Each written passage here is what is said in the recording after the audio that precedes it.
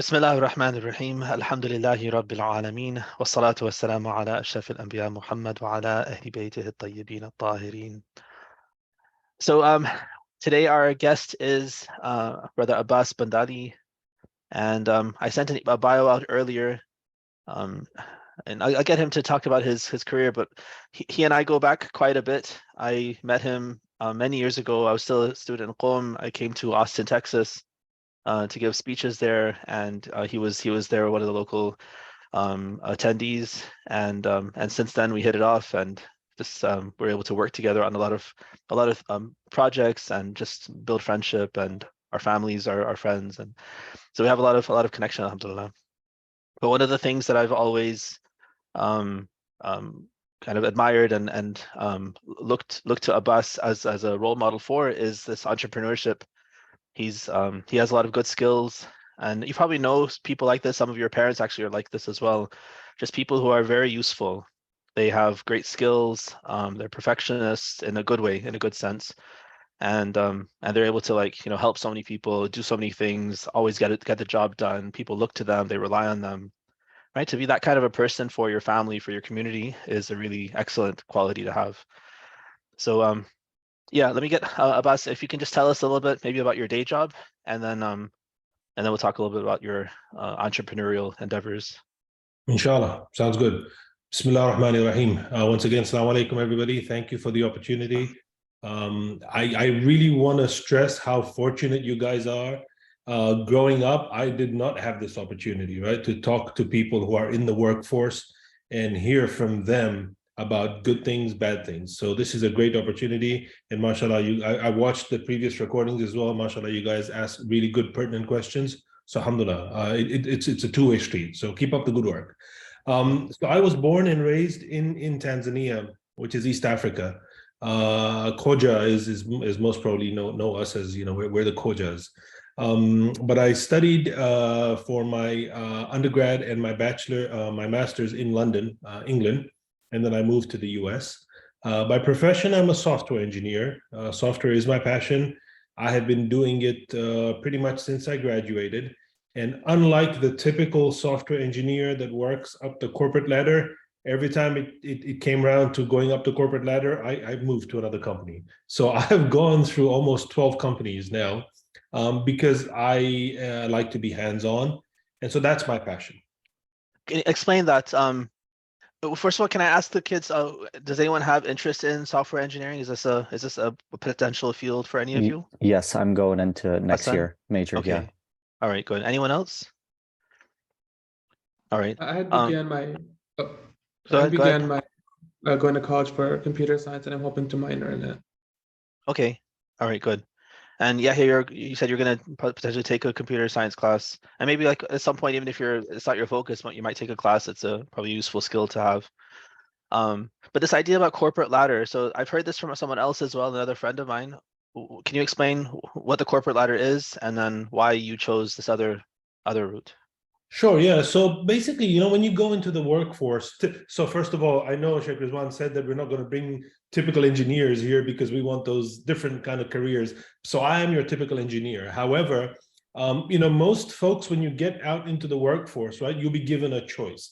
Either you are what they call an IC, an individual contributor, right? So you're part of a team, but you stay technical.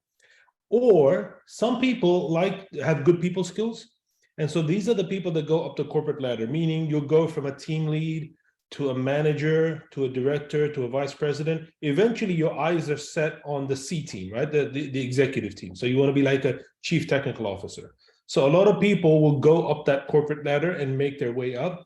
Obviously, it means more money, but it also means you're less hands-on and you're more meetings, spreadsheets, documents, ideas, big picture. On the technical side, so in a software firm, there are typically equivalent ladders. So you could be, for example, a director or a vice president on the management side, or you could be a principal engineer or an architect on the technical side. And the pay is the same, right? So this is what a lot of people refer to the engineering ladder, and then this is the management ladder. So a lot of people, go up on the management ladder. The problem for me is that the management ladder is not appealing for me at all. I do not like managing people and dealing with, people problems. I prefer technical problems. Okay. And you can't just say no. You can't just say, I want to stay in my job and not Well, move up. you can, but there's a lot of pressure in the sense that, not to brag, but I have good people skills, like communication and, empathizing and encouraging.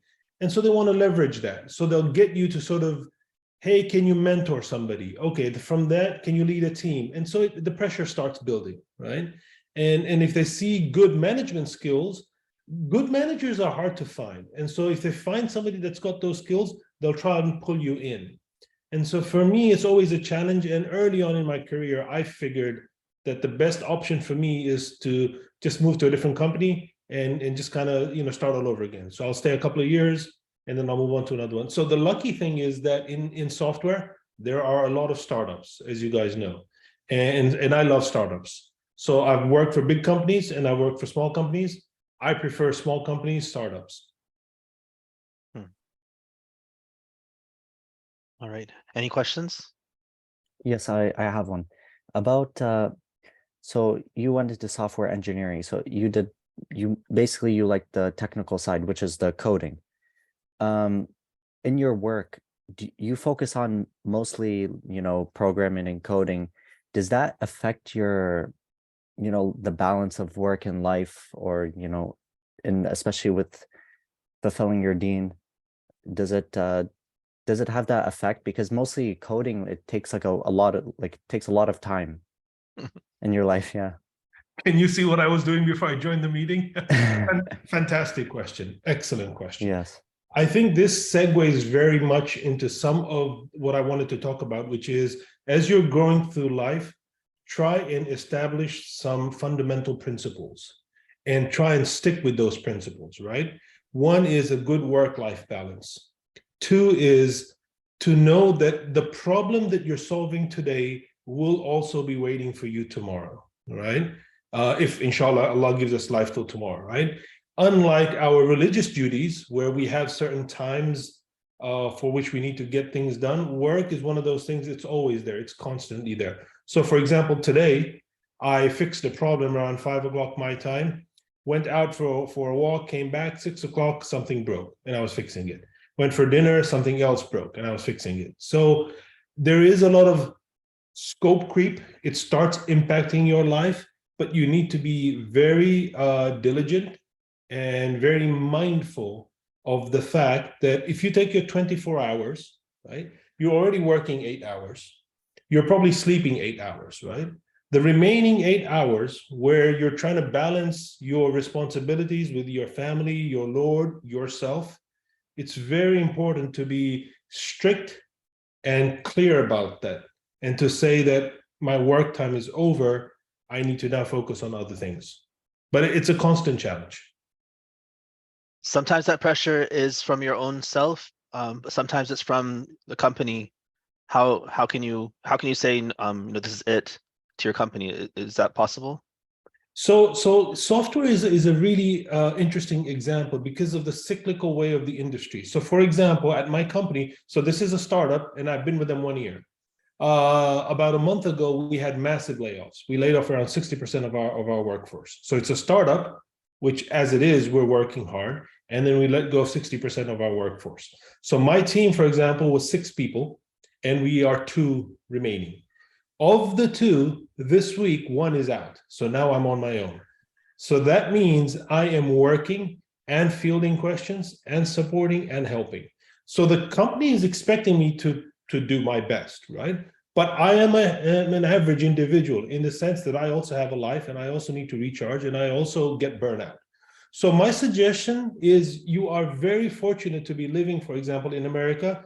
Use that to your advantage. Be very transparent, be very open. For example, my calendar, 2 hours, 2.5 hours every Friday is booked for Jummah. And I go ahead and I let people know that I am not available, no matter what it is, right? This is a priority for me. So be comfortable in standing your ground and being explicit about how you want to work. And I think people learn to respect that. Be a little sheepish and cave into pressure, and you'll find that people tend to exploit that. And it's a difficult trade-off. But at the end of the day, when you get your review and you talk to your manager, ask them, am I underperforming? Am I not showing up when I need to show up? And you'll get that feedback which will help you then recalibrate. Can you do that right away? Sometimes it seems like you have to build credibility before you can make a demand. Is that the case, or no? Just from right off the bat, you do it. So I'll tell you one thing as well. Today's youngsters, they are coming in straight from college and they're being extremely forceful, right? And extremely bold. That's a good thing, but it can also be a bad thing because you don't want to start off on the wrong foot. So my suggestion is, so my son is 22 now, Kashif, and he just switched into computing. And this is the advice I give him, that be a little bit transparent and straight and upfront, but don't be too pushy, because at the end of the day, you're just another cog in the wheel. And if they think that there's somebody that is more better to work with, it won't be long before they replace you with somebody else. We're all, at the end of the day, in corporate America, we're all expendable, right? They can get rid of us and replace us very easily. So be mindful of that. Be open, but at the same time, don't be too demanding. Any other questions on this particular part of the talk? Can you talk a little bit about your extracurricular, your entrepreneurial endeavors? What you mentioned kind of what you do, the storage facilities, the car washes. What is that like? What role does that play in your life?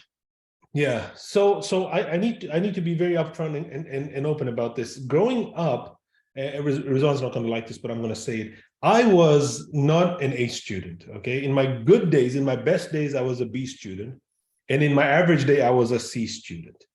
It wasn't until later in life that I realized that it wasn't that I was not smart. I just was smart in the wrong things, meaning that I had this knack in me to be, let's just call it street smart. Like if you put me in a situation, I could easily figure out how to get out of that situation and figure things out. And I think it's one of the qualities that I had early on. And what that allowed me to do is to hone in on this idea of Allah has blessed us with skills. And in our grand scheme of things, Imam, when he appears, will need all sorts of careers, will need all sorts of individuals, right? He won't just need just religious people, but he'll need people that know accounts and know, computing and stuff like that. So I used that to try and tell myself that if my profession and my career is software and computers, I need to be able to also be good at other things. So I started very early on dabbling in a lot of stuff. So I remember when we were in Champaign-Urbana, we lived next to this very nice couple. They were Bohoras, Tasneem and Murtaza Hussein. And they used to run a small stock club from their house. So they would get together every weekend and bounce off stock ideas. And so I joined in with them and I started learning from them.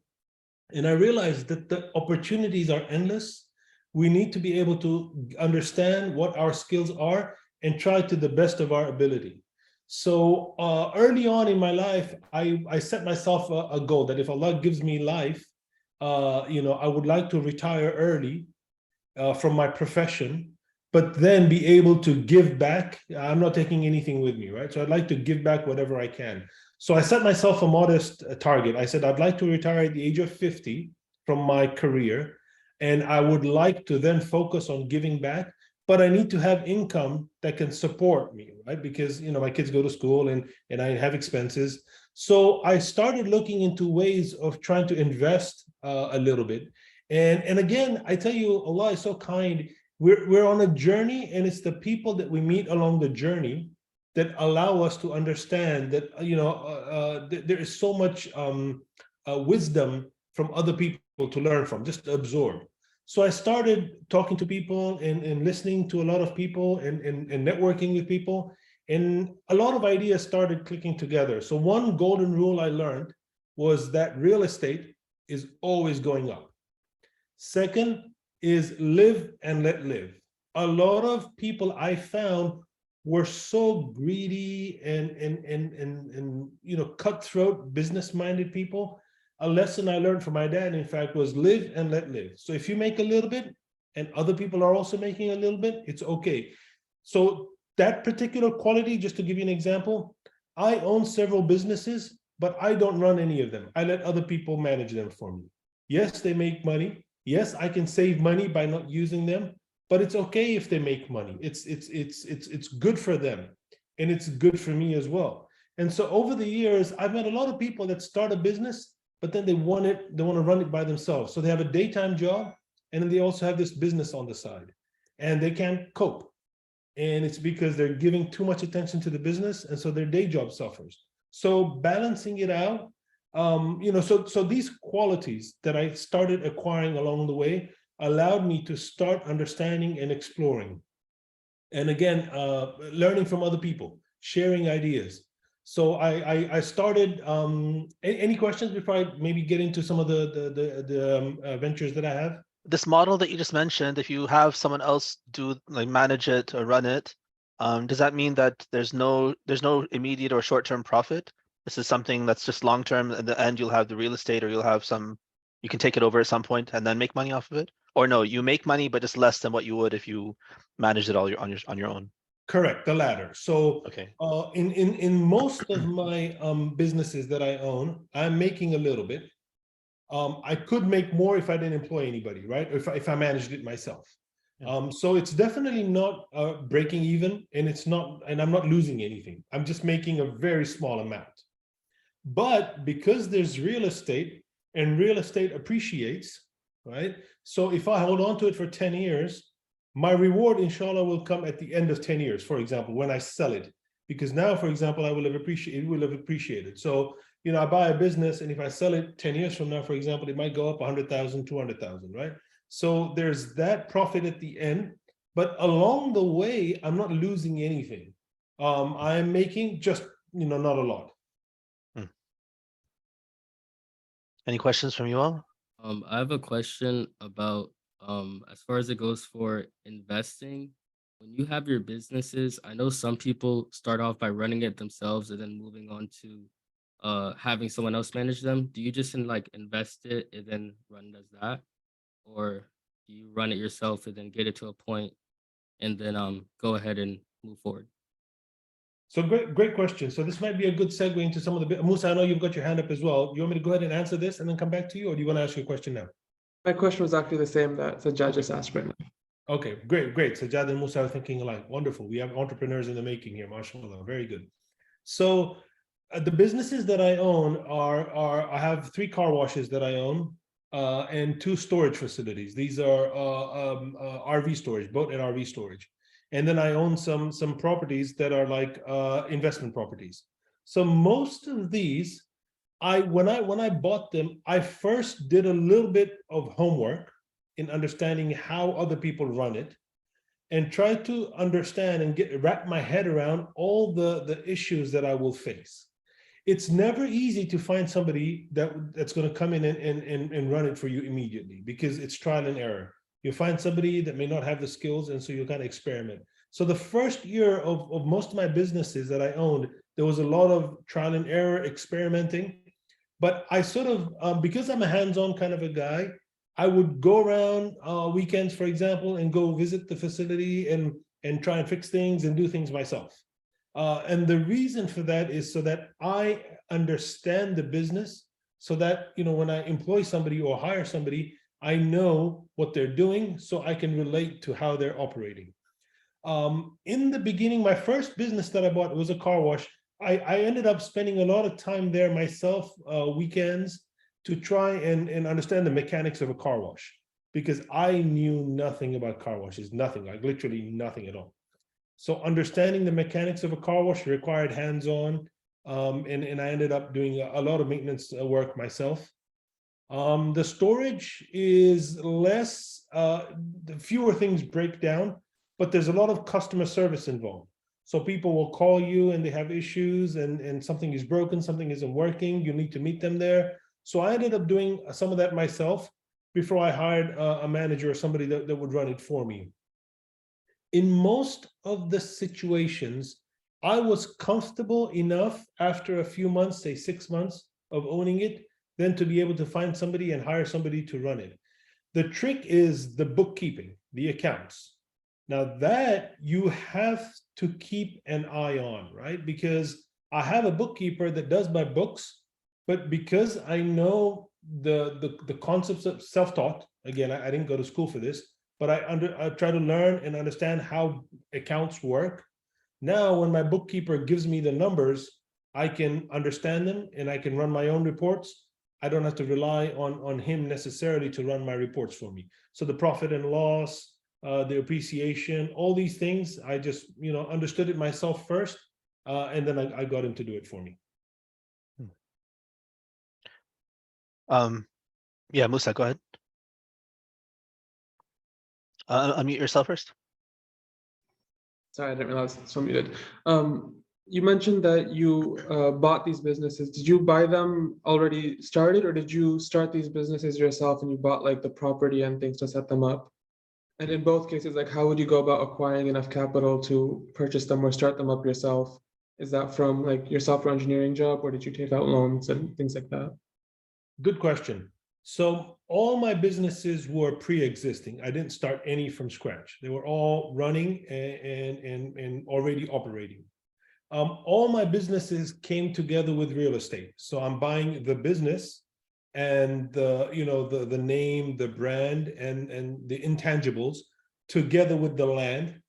And that's one of the key things. Remember what Sheikh Rizwan was asking earlier? I conscientiously decided that any business that I buy, I'll purchase together with the real estate, because and I live in Texas, right? So we're a huge state, and I have never seen in Texas anyway, for the most part, real estate ever crash so much that you would lose everything, right? In fact, everybody just says it's just going to keep appreciating. So all my businesses are established, come with real estate, and have a loyal customer base, right? So the storage business that I bought, for example, was around 65% occupied when I bought it. Right now, alhamdulillah, I'm 100% occupied. I have no vacancies. But so that's how so I got it with a little bit of room to grow, and then I expanded it and kind of, so let's take a simple example. When I bought the storage business, he wasn't accepting credit cards, right?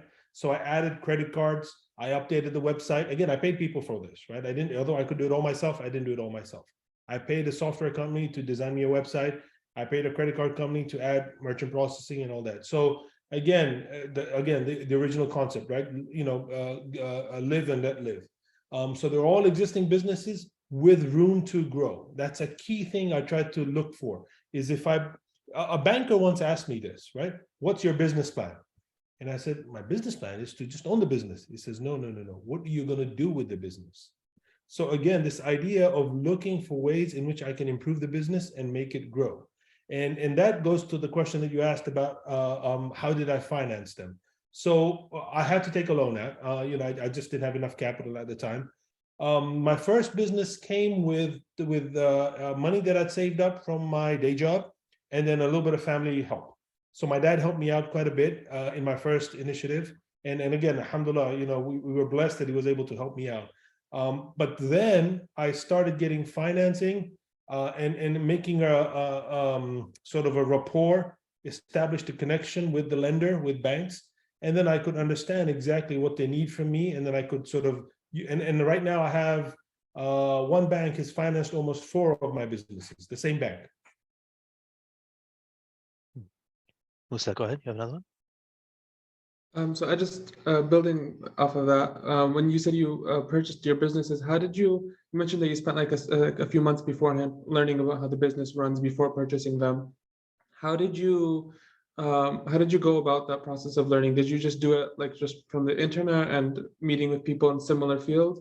Or did you meet with the business that you were planning on purchasing and have them teach you the ins and outs of running it so that when you bought their business, you knew what to do with that particular set of challenges?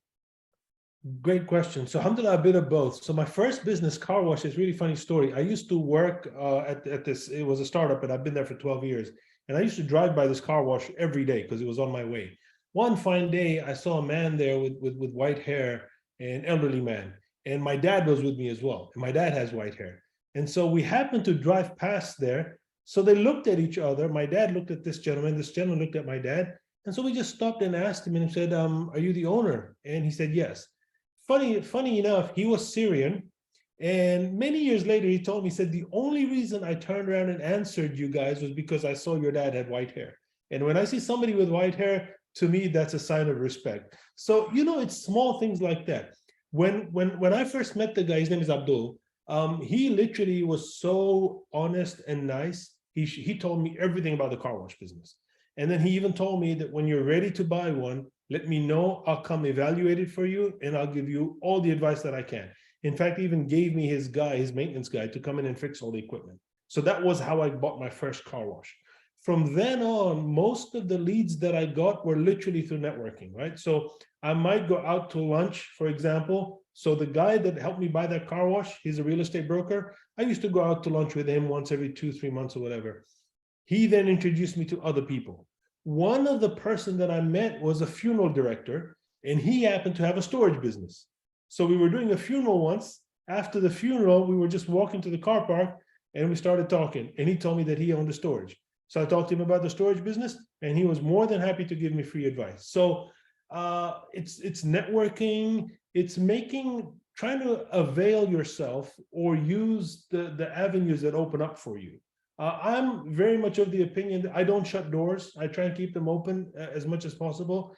But again, use the fitra, right? That God consciousness that we have of respecting human beings for who they are. And you don't know what you're going to get from any person, right? You just try and have a good relationship and have an open conversation with them. Who knows what you may learn out of it? Asia? So you mentioned that you took out a loan to jumpstart your business, kind of. When you took out the loan, did you also use the money from that to pay your employees, or hire managers, or all of that, or did you just strictly use it to buy the company and the real estate?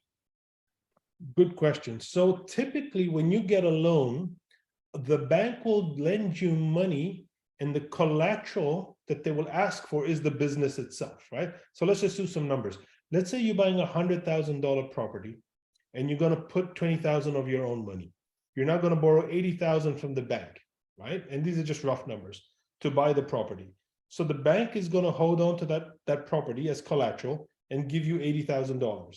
So you now take the $80,000 from the bank, add your $20,000, buy the business.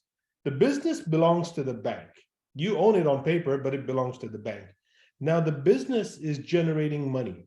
You have to make sure that when you do your due diligence, when you do your analysis of the business, that it is generating enough revenue to, one, pay all the bills, B, pay all the employees, C, if possible, a little bit of profit. And if not, that's just, as long as it's not losing money and you're breaking even, then you're okay. Now these are core principles that I have. I never invest in a business that's going to be making a loss, which then requires me to work myself in the business. Then that defeats my purpose, right? So when I set out goals for myself, I told myself that I don't want to be actively working these businesses. I want it to be passive income. So that it's generating, taking care of all my expenses. If I have something at the end of the month, at the end of the year, alhamdulillah. If I'm breaking even, alhamdulillah. And part of the bills, the majority part is going to be the loan itself, right? Servicing the loan. Correct. Yeah. So when you break down all your expenses, monthly expenses, right? You have your fixed expenses, right? One of those fixed expenses is the loan that you're paying back the bank, right? You never ever see, this is what you have to understand about capitalism in America. It's a powerful concept, but it can be an open, big trap. If you fall into it, you start borrowing, and then you just that's a dangerous situation to be in. So I always made sure that my businesses, when they're generating money, have enough to at least pay the fixed expenses, right? The utilities, the loan, and the taxes. and then the variables, which is the employee, the hours, and then whatever chemicals we use in a car wash, for example. Storage doesn't have so many variables. And so the fixed and the variables are all put into the equation. And then profit, this is where it can, some good days it goes up, bad days it goes down. Asia? So kind of a follow-up to that, before you buy a business, when you're doing your research, do you write projections for that specific business as to how much revenue you get, let's say per year, so that you'll know how much you'll be able to pay off? Like if you know that the business might fail, like, do you do that as a part of your homework? And if so, I guess, how do you go about making those projections? Great question. So this is one thing I learned the hard way. In this business venture, your bank, your lender, is really your majority partner. Use them, right? So at my bank where I borrow money from, the vice president, I have gotten to know her so well, and I've realized that she knows math much better than I do. So whenever I'm buying a business, the first thing I ask for is past 3 years of numbers. And I take all those PDFs and I send them to her. She's a number cruncher, she crunches them. And after she has crunched the numbers, she then tells me yay or nay, meaning will they finance it, will they not finance it? If she says yes, then I start doing my homework, which is I start making projections. So if I'm buying this business, what can I do with it? What can go wrong, right? I might lose customers. I might add a few things, make the business grow. So you do good and bad projections, right? If business, some car wash. 2 years ago, we had a massive winter storm in Austin, where I live. And the car wash had massive leaks. Those people that didn't factor in things like this, they were suffering really, really bad, right? Because not only was the car wash closed down for 3 months, we had repairs in thousands of dollars, right? That insurance wouldn't cover because it was natural damage, right? Caused by natural circumstances. And so you got to factor in good as well as bad, right? So I do projections both. If things don't go well, how long can I run this business before I need to figure something out? If things do go well, how long can I hold on to it before maybe I need to sell it and get out of it? Yeah. So I was wondering why you picked these kind of businesses over something that seems a little bit more like relaxed, like renting houses, for example. It seems like it has less moving parts. What would you say the advantage of a business like a car wash or storage facility has over renting houses? Great question. So my first round of investments was car wash. My second round of investments was storages. My third round of investments was properties, right? Real estate, rental properties. Like residential or business, corporate? Business, yeah, business. So they're called triple net listings, right? So one of my tenants is Dairy Queen, right? So I bought the building. Dairy Queen is my tenant, right? So we have a fixed lease. It's a 5-year lease. The rent is fixed. The terms are fixed. Everything is fixed. So in my first iteration, car wash, the reason I went for car wash, number one reason that I went for car wash was because I love washing cars, and I realized how few there were. And I realized that if I love washing cars, then maybe a lot of people, I don't love washing cars anymore, I can tell you that. But back then, I was excited about the possibilities. So it was a quote unquote cash business, meaning the quarters are coming in. And so I figured, I'll know straight away whether or not this business is working. So I got into the choices back then for me were laundromat, car wash, and to a certain extent, there was also these vending machines, right? A lot of people were setting up vending machines, and there was the idea of getting a franchise for vending machines. So that was the first reason. That was the reason that I got into those first round of investments. Storage, I started thinking about how much storage, how Americans love their junk, right? And so there is this need for people to store stuff. And I'm not a hoarder. I keep my place pretty clean, but I got to realize to talking to people that how much people, buy toys and have RVs and boats and junk that they need to store. So I kind of followed my mind to say there's a need, and let's see if we can provide something. And I started understanding the storage market. I started going to a couple of conventions for storage owners, and that's where I got to understand how to evaluate the business. And then last but not least, I got into rental properties, commercial rental properties. For me, honestly, commercial rental properties, it's very low risk, but the reward is pretty fixed. Like the numbers are pretty set. There isn't much room where you can expand. And so I like it in the sense that it's very passive, it's very low risk, but you know, the first kind of business is exciting because it can grow, you know, quite a lot if you're willing to make it expand. So for example, car wash businesses, you know, you revamp, you give it a facelift, you change your chemicals, you put new signs, and all of a sudden business starts growing. So there's a lot of potential for growth in the first kind of business. Is this just diversification for you, or is there a progression to something? Like, is each subsequent stage better or easier?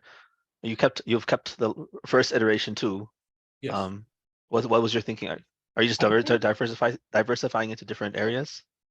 I think it's diversification more than anything else. It wasn't planned like that, I must say. It kind of happened organically, right? Yeah. As I met people, as I met other owners, as I got to know the business community better.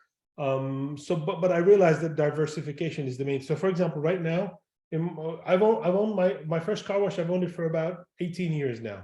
When I started, there were just 5 car washes there, and I was the 5th one. Right now, there are 14 car washes there. Right. So had I just stuck with car washes and not diversified, it would have been game over for me, I think, because the competition, you know, everybody now is putting up a car wash. And so it's more diversification. Sakina?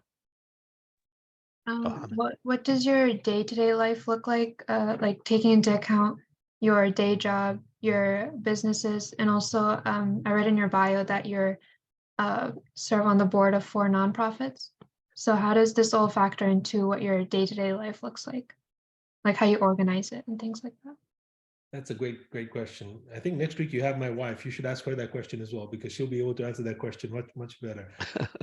This is a great question, and I think my advice to youngsters always is be mindful of that, right? You know, we have so many hadith, and I know that you're probably more familiar than I am about the importance of balancing your life, right? That our path, as Imam Sadiq sallallahu tells us, is the middle path, right? Extremes are not allowed for us. So obsessing over things is what I try to avoid at all costs, right? So anything can consume you.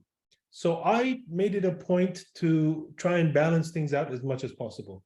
There were many days where my businesses were suffering. They were even closed, perhaps.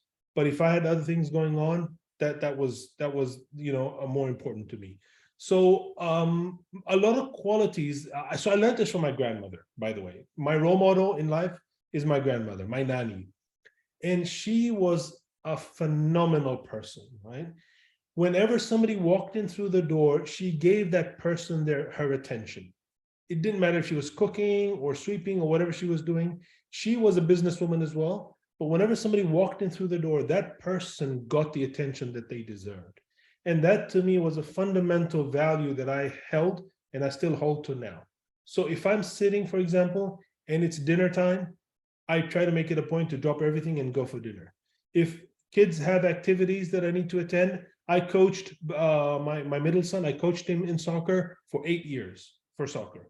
And it was a priority, right? So I try to balance things out and prioritize it. The key to my success, one of the keys to my success, alhamdulillah, obviously Allah and then my family, is this. I'm a prolific note writer. I make notes of everything. So for example, Sheikh Rizwan will text me about something. I won't get to it straight away, but I'll make a note. And if I make a note, I'll get to it at some point.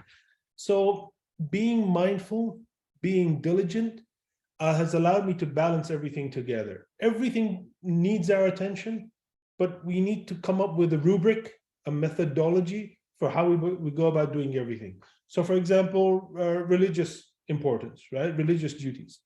Right now, I am the funeral, the ghusl person for our community. So if a death happens in our community, I drop everything and I go do the ghusl, right? I think it's really important to set yourself boundaries and then set yourself core principles that you try and follow. Serving in nonprofits, Sheikh Rizwan's organization, for example, Islamic Text Institute, I'm a treasurer for that. And I don't know, Rizwan, how long have you been doing it? 10 years, 12 years? More than that, like More 14 than years now. Yeah. 14 years, right? Alhamdulillah. So I think there's this concept you might have heard of, which is called grit, right? You have to have grit. I don't give up easily. And when times are tough, I try and stick it through. A lot of people, I find, this is one of my problems with many of the youth that I talk to, they give up really easily. They try a little bit, it doesn't work out, they give up. I have found that giving it some grit and sticking it through and trying to, grind through things and deal with the issues turns out to be, for me anyway, a better recipe. So to answer your question in a roundabout manner, it's very hard. It's not easy, but I think it's doable. I'm not superhuman. My kids always tell me they think I'm superhuman. I'm not superhuman by any means, but I think I try and balance it out. My philosophy has been jack of all trades, master of none, right? I don't try to go depth into everything. I prefer the breadth approach, right? So I try to balance it out like that. Hamid, you had something? Yeah, assalamu alaikum. I just wanted to ask you, you were mentioning about competitors. Is the reason that you bought multiple car washes, was that to reduce competition, or was to integrate that you were the king of the car wash in Austin, Texas? Was that kind of the methodology behind that, I guess? That's a great question. So actually it was to complement. The first car wash that I bought was a self-serve car wash. So I have 5 bays, customers drive in, put quarters, and they wash the car themselves. And I realized that there was a segment of the population that I wasn't getting, right? The drive-through customers. So then I bought a drive-through car wash, right? And so it complemented the first car wash that I had. So it wasn't really competition. It was more that I thought that I have one kind of car wash, maybe I need another kind of car wash to complement that. And then the reason I bought the third car wash, funny story, is the people that were supplying me chemicals told me that we can give you 60% discount on chemicals if you can just increase your order. And that was a really important lesson that I learned, that if you have several businesses, you can start saving money by buying in bulk, right? And so I figured I just need one more car wash to add to my collection of car washes, and then I can start cutting down costs on parts and chemicals and things like that. And it worked. I found a car wash that was under a duress. The guy had to sell because he had a family situation. And so I bought it relatively cheap, but it allowed me to revamp the car wash and then start buying chemicals in bulk. And so all of a sudden my costs started going down. So it's the franchise model, if you will, right? You have more, all of a sudden your costs start going down. Musa? So you answered part of my question about the costs and bringing them down. But when you diversified, for example, you said you have business rental properties as well as car washes and storage units. How do you manage between them? I'm sure all 3 of them require maintenance. Do you have people who work on all 3 in terms of maintenance, and how do you keep them so that one doesn't accidentally get more attention or more work while some of them fall by the wayside, and how do you keep them all simultaneously in top condition? Yeah, so it's a challenge. So one of the things that I take a good stock of is sort of thinking ahead, right? So planning. So for example, if I know winter is coming, I need to start winterizing the car wash, right? So I'll pay people to actually go in and winterize a car wash for me. So I have plumbers and electricians that go in and they winterize the car wash for me. Same with the storage facility, right? So I try and do a lot of preventative stuff to make sure things are, and this I've learned the hard way, by the way. I didn't used to do this. So I do a lot of preventative maintenance. The other thing is that instead of hiring, I don't know what the Desi way to say it would be, like hiring, like people that are cheap, right? I try not to do that. I try to hire people that are professionals, that are licensed, that give me guarantee for their work, so that if there's any follow-up, I use them. So a guy might charge me, say $80 an hour, right? But the work that he does is qualified and comes with a warranty. So if it breaks down, I can call them again. A lot of people will try and find the $20, $30 an hour guy, and then they'll call him again and again and again, right? So I don't do that. I pay people proper what they ask for, and I hire professionals, and I make sure that I get good warranty for the work that they do, so that if it breaks down, I'm not the one that's going to go fix it. I can just call them to go fix it. And that's it. That's not cheap all the time. It's expensive, but I found in the long run, it's peace of mind. Abbas, can you lay out some of the skills that you think, you think a person should have, or things that you have, and maybe how you got them? Because I you know, a lot of things are not from schooling. I think for you especially, you've picked it up along the way. So yeah, what are some of those core skills that you think maybe everyone should have to be successful? Yeah. So one is multitasking. I think it's really, really important to multitask, right?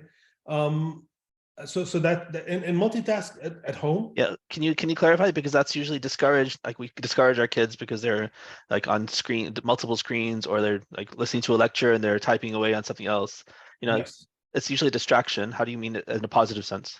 Yes, yeah, good point. Yeah. So multitask in the sense that not I should rephrase it. Not do many things at the same time, but have the capability to be multi-skilled, I should say, right? Or to manage multiple tasks? Yeah. Is that what you're trying to say? Like manage multiple things simultaneously. Correct. Juggle them. So for example, my son, he lives on campus and he has an apartment there. And I told him, I said, Kashif, if the toilet breaks down, do you know how to fix it? I'll call somebody. I'm like, no. You need to know how a toilet works, so that if in the middle of the night the toilet is stuck or there's a plumbing issue, you can fix it. Now, the best way to do that, I told him, is either come learn from me, or one fine day, just take it apart and figure out how it works, right? I think by multi-skills, multi-talented, what I'm trying to get at is, don't just follow what you're comfortable with, but start getting comfortable with things that you're not comfortable with, right? So for example, how a car works, right? My dad used to own a car business. I never ever worried about how a car would work. I was like, you know what? Anytime it breaks down, I'll just either call my dad or I'll call a mechanic. Well, in this country, you know, you got to know how a car works. You just got to know the basics of a car, so that if you have a flat or you're out of oil or whatever, you know. So multi-skills, multitasking in the sense that if I need to go into the kitchen and cook something, I can go cook something, right? I'm not stuck. If I need to go and go to the bank and negotiate a deal, I'm able to negotiate a deal. That skill is a soft skill, right? But you're going to be comfortable learning that.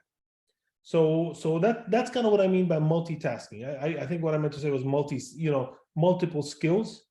But yeah, multitasking, the way you describe it, is definitely not a good thing, right? Like, be a jack of all trades, like you said before, right? Jack of all trades, yeah. Try to strive towards that. Dabble in Right. things, learn things, so that Right. you're capable in multiple areas. Right. So class, take the religious side, for example, right?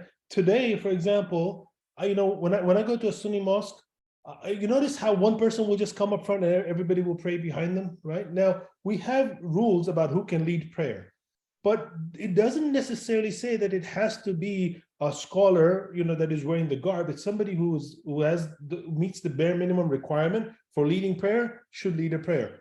Each and every one of us should aspire to that, so we can lead prayer in our house, right?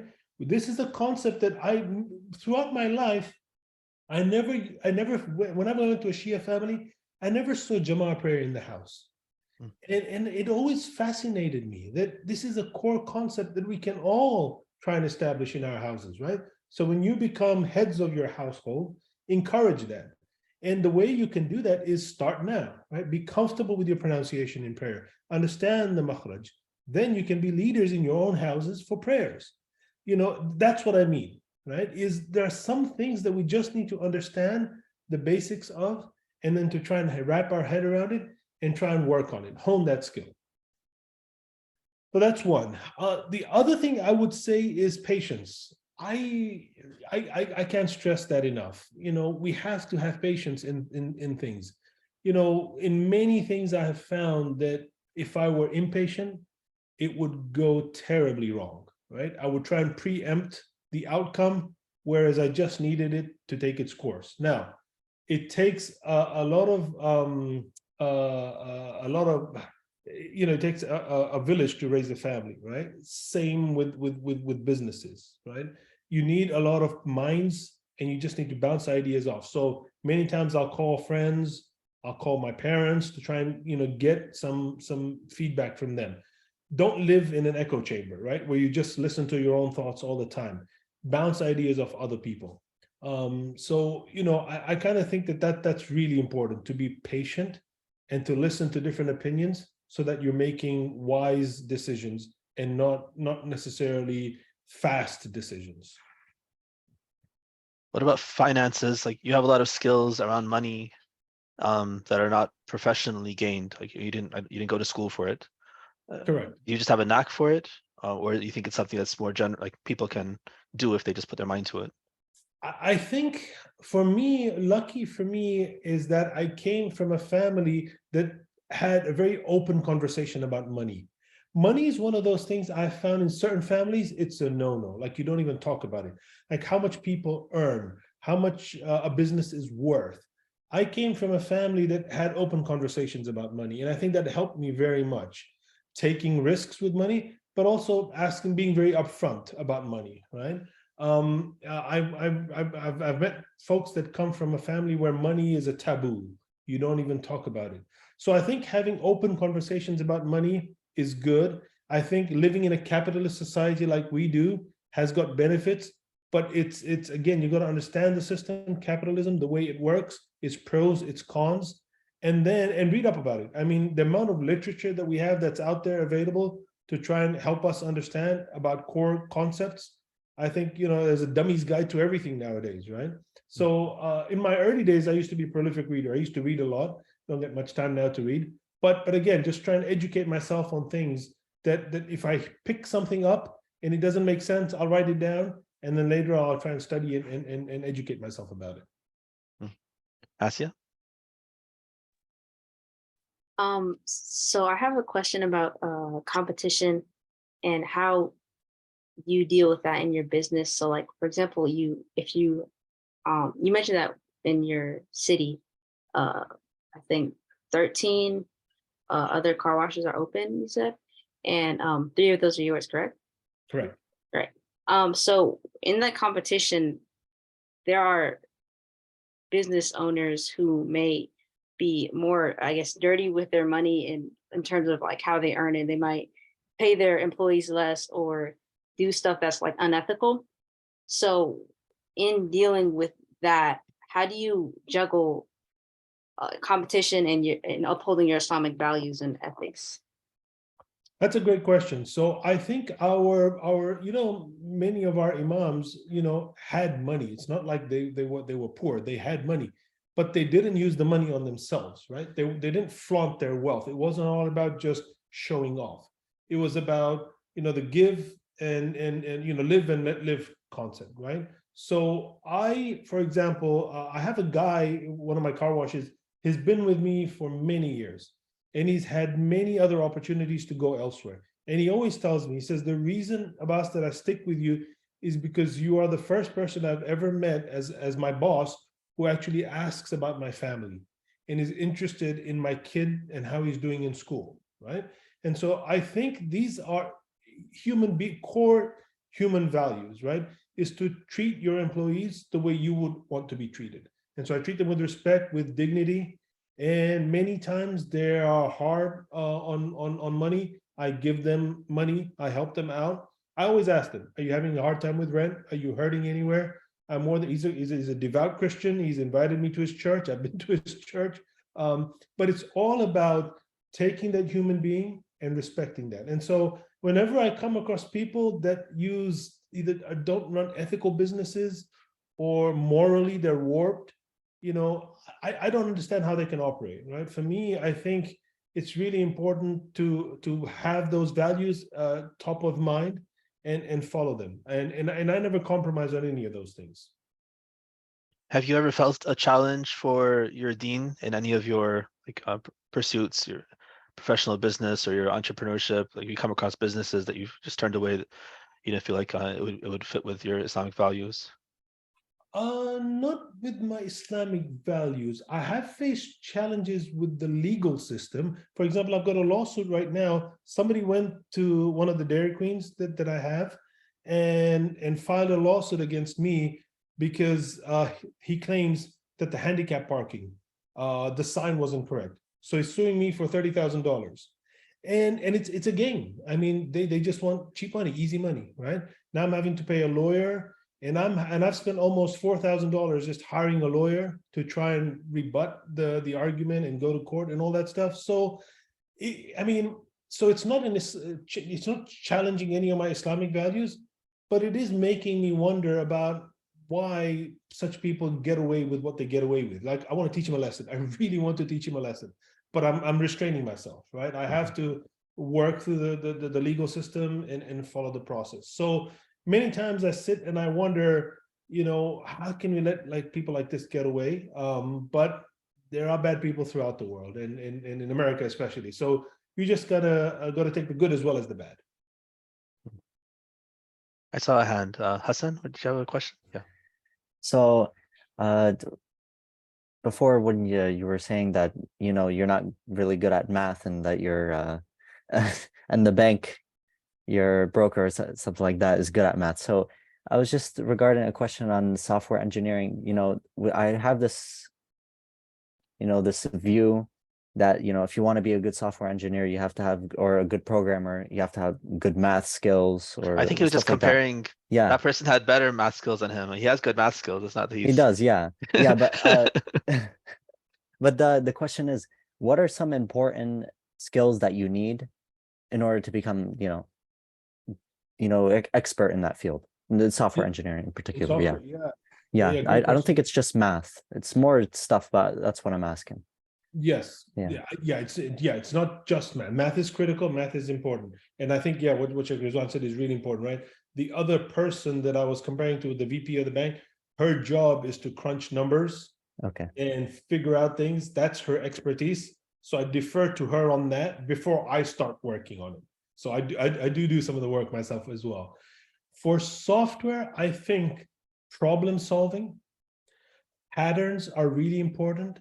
Most problems in software have been solved before, like the kind of stuff that I solve has been solved before. I just need to figure out the pattern and try and hone in on that pattern. So I'm not, repeating, recreating the wheel basically.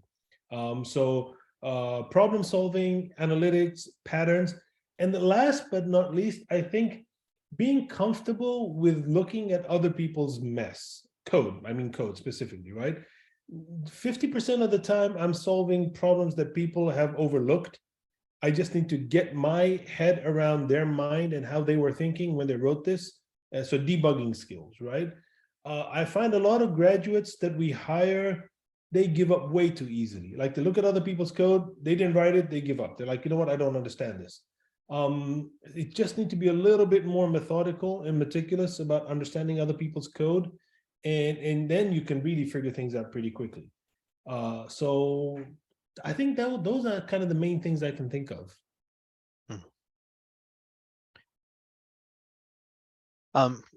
Your nonprofit work, your work in the masjid, those kinds of things, those are also, like, I think from outside, what I think about you is your personality that is to like help and participate and step in and like kind of take over something if you think you can contribute and help.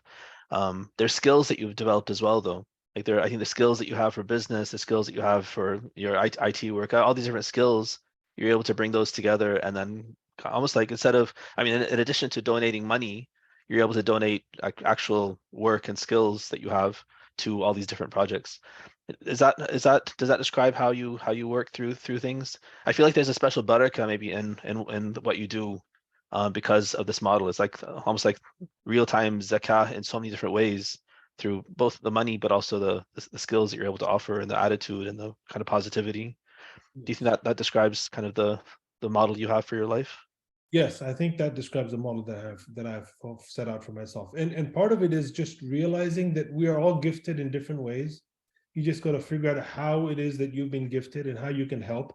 For example, if our center is doing something, I would rather be on the back end and not be in the foreground and trying to do the work. So I'm really like a worker bee. I'm not like a get out there and lead kind of a thing. And I feel that that's where I can contribute the best, is with my time, with my skills, wherever I can, right? So sometimes, so for example, we had some fallen limbs here a couple of weeks ago, and I went over there and they were having a hard time because they weren't clear of how to collect all the limbs. So I set to work. I brought 2 trailers. I assigned 4 people here, 6 people here, and I said, okay, let's start doing it. And the moment I started, they all followed, and so we went off and we did it. And I think that's, a lot of people are, they don't know how to get started, but I feel that it comes naturally to me. So once I get started, and then I encourage others, and then all of a sudden, we've got momentum and we're going. So I think that describes what you explained there, Rizwan, is how I look at my life. I try to balance out and use my skills that I have. Yeah.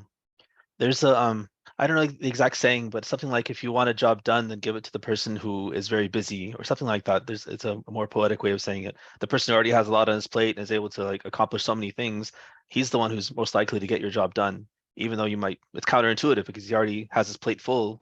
But the reason why he has his plate full is because everyone counts on him and he gets it done, and it's kind of a snowball effect in that sense. But I think that's like, in your own households, like evaluate yourself and see if you're like that, right? Are you the sibling? Are you the child of your parents who they count on? They can give you a task and you'll take care of it, and they can count on you, or no, you're not that, right? So if you're that kind of person in your household where everyone can count on you and you have the skills, you have the ability to get things done, people trust you, they know it's going to get done if they give it to you, then that's boding well for the future as well. That's a good skill to develop in society, at work, in different places. And if you're not like that, then change something. Like, be more diligent. Let people feel like they can trust you with work, with whatever skills you have. Build the skills, do it, stick with it until it's successful, and then show it to them. I did a good job. So the next time they'll trust you with more. Yeah. Any last questions for Brother Abbas?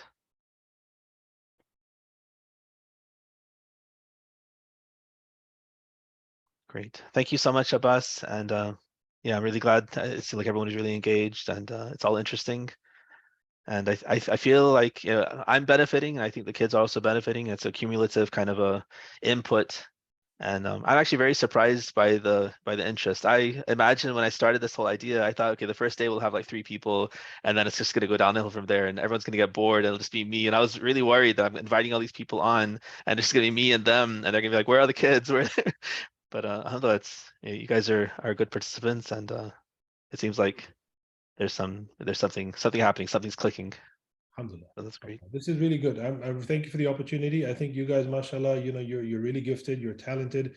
And I think the most important thing, I think, is we as Shias, we really have a great platform that we need to work on, which is to take the skills that we're learning and to try and be good, not only good, but the best that we can in whatever skills that we have. And so, mashallah, I'm so impressed with the youth that I'm coming across, that I really am looking forward to kind of seeing you guys, go out there and make us proud, inshallah. Inshallah. All right. Jazakumullah khairan. Assalamu alaikum wa rahmatullah. Wa alaikum salam. Thank you. Thank you. Assalamualaikum. Thank you.